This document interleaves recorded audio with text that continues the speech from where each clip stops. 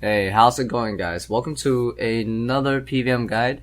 This video will be talking about the Grotesque Guardians, and on the screen will be annotations again. So if you only want to learn about a specific part, then feel free to just skip to the right times. But if you want to learn everything about Grotesque Guardians, if you're new, then just watch the video as normally. So let's talk about the general information for this boss. So the Grotesque Guardians are a Slayer boss. So that means you have to be on Slayer to kill them. And they are part of the Gargoyle task, so you need to be level 75 Slayer in order to kill them. So accessing them also requires one additional step. You must kill regular gargoyles on task until you get the Brittle Key. Once you get the Brittle Key, it is a permanent unlock to their lair. So some of the reasons why you probably want to give Grotesque Guardians a try is number one, it does have the pets. So if you like the pet, you might want to give. They do drop some pretty decent rewards. The main one is the Tourmaline Core, which is used to turn into the Guardian Boots, the best defensive boots in the game. That also has some pretty nice offensive bonuses like 3 strength.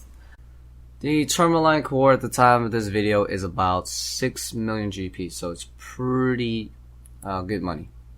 So the Tourmaline Core is about a 1 in 500 chance considering the 2 drop rolls. And they also drop the Granite Hammer, which is also worth about 1 mil. And it's about a 1 in 375 if you consider the 2 drop rolls. And in general, each kill from my experience has seemingly to be around 50 to 60k a kill, not including the uniques. So it's pretty decent. You are expected to profit every single kill. And if you are an Iron Man, you might want to consider killing them for some of the resources. They drop dragon dart tips, arrow tips, and they're pretty hard to come by, so those are nice. They also drop a bunch of alcohols and a lot of ore, so if you need some bonus smithing experience, this place is pretty decent for that.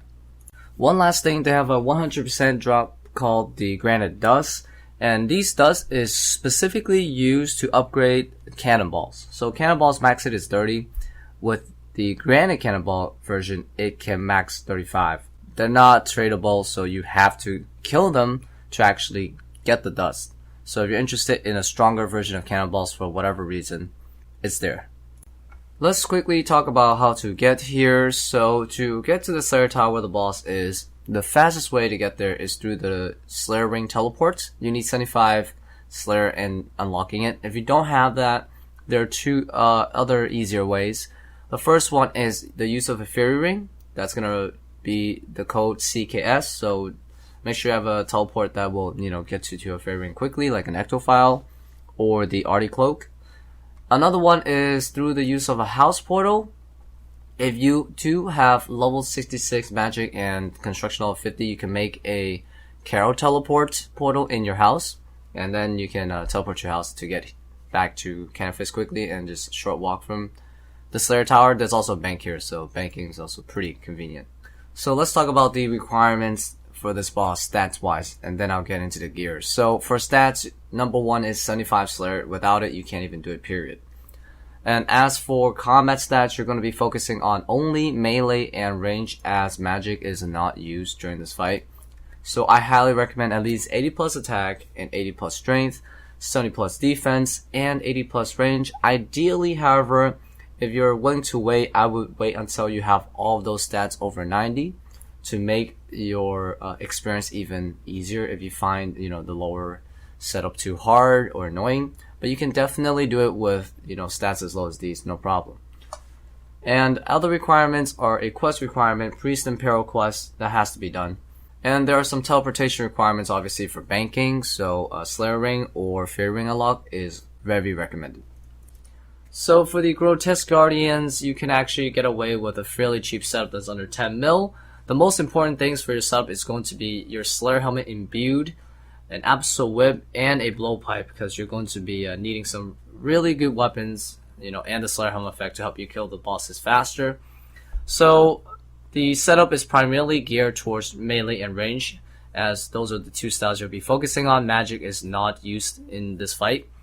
So let's start with what I'm wearing.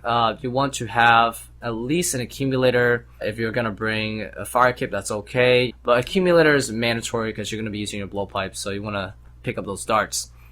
For your amulets, obviously the glory standard is minimum, would be nice. If you have a fury or even Zenite necklaces, then bring your anguish and bring your torture. Those work. And for your melee bodies, highly recommend at least Barrow's melee armor, Thorax, Darrock's Guttons. If you have bandos, even better. The blessing for your ammo slot, any blessing is fine. For a shield, I highly recommend a Dragon Defender. You don't really need a really tanky shield. You just want to kill the boss as fast as possible. So the Defender is really good for that. And for your gloves, obviously Barrow's gloves. There's just nothing better. And for boots, I highly recommend Dragon Boots. If you have Primordials, even better. For your ring, I highly recommend a Berserker ring, but if you don't have money for that, then the Warrior ring will be good enough. It will be. Let's talk about the inventory. So I have with me some d'hide. So you will want to have at least a d'hide top and bottom, or a top. You don't actually need the chaps if you're feeling like you're taking too much damage. You can just bring the top. And if you have Armadillo, even better. And also, the setup is really simple. You just want your superset, attack, strength, and defense, super combat if you have that instead. And you want some ranging potions. That's also really good for the ranged boss. You're going to want some prayer potions because you are going to be praying quite a bit here. So just adjust your prayer potions accordingly to how long you're able to stay before you decide to bank or go to your house. The rest of the inventory is pretty simple. It's just food. You don't need to go like crazy and bring brews. Just manta rays, sharks, even monkfish is more than adequate. And down here is the rock hammer, so you can actually kill the bosses because you need that or else it won't work. Slayer ring is really nice for teleporting back to the tower when you want to get to the boss again. Home teleport's nice if you plan using rejuvenation pool or just a nice emergency tele. So this setup is like pretty much as good as it gets. It's pretty self-explanatory. I have like basically the best gear. The only thing that I could improve on is if I bring the scythe, but I don't have a scythe that fits her, so that's out of the question. There's some nuances to this setup here, some things that you don't normally see. The SGS, for example, is just really important as I do try to stay for multiple kills a trip. I don't like to leave because leaving just means you slow down your kills per hour. So the Ceradome and Godsword just allows me to stay there for a long time with prayer restoration mainly and hit point restoration. And also I have a Slayer Ring Eternal. That's good because you don't have to make multiple of them. This ring is permanent. Also I bring the rune pouch with some Alk runes. This is nice because this boss, if you plan on doing multiple kills a trip, often drops a lot of different runes and a lot of different stuff, so your inventory gets cramped. So having this rune pouch lets me store an extra rune in the pouch and also lets me alch a lot of the alchables in the boss room. So that way I can, conserve on space. I bring a brew, a few restores. Sometimes the boss do drop a lot of brews. So you want to have like, some restores to help offset some of it if you plan on using it to stay, longer. So now I'm going to cover how to kill the actual boss. So I'm going to be demonstrating a whole fight.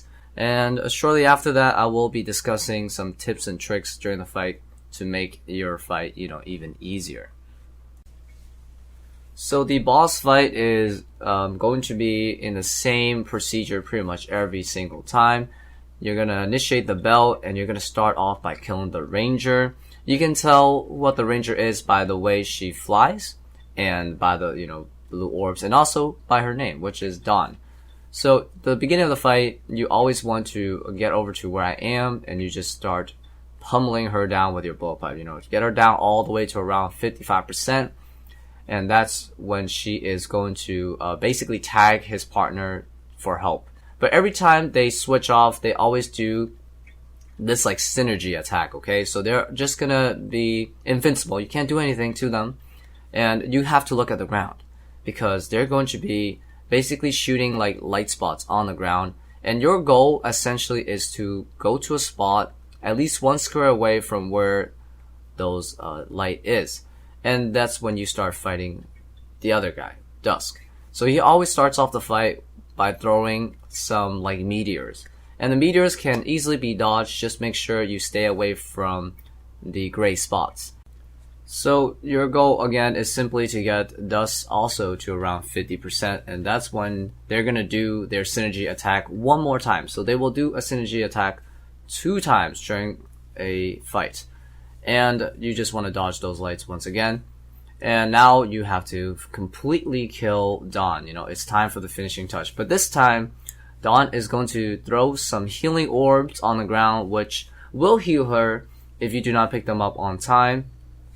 So for most of you guys with, lower stats and lower gear and stuff like that, you're definitely going to be one to spend time to pick those orbs up before you actually kill the boss, because if you don't, the orbs will definitely heal her. So finish her off completely, and then Dust will be the final portion of this fight. So Dust is now stronger because I think it's like absorbed the other boss or something. But anyways, now Dust not only melees, but it also ranges. So this is the only time where one of the bosses will do up to 2 different styles. So this one is a bit tricky on the final phase because when it starts the final phase, it'll always throw you into a square of flame.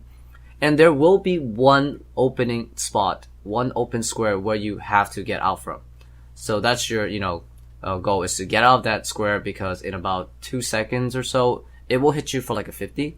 Both his melee and range are pretty strong. So you're not going to get away fully unscathed. But that's pretty much the fight. It will always go the same exact way. And now I'm going to go over like their mechanics and like how to dodge them, in a better way, and like how to tackle all the little different things now. So let me explain how you start off the fight correctly. So you see how I'm moving all the way to the east.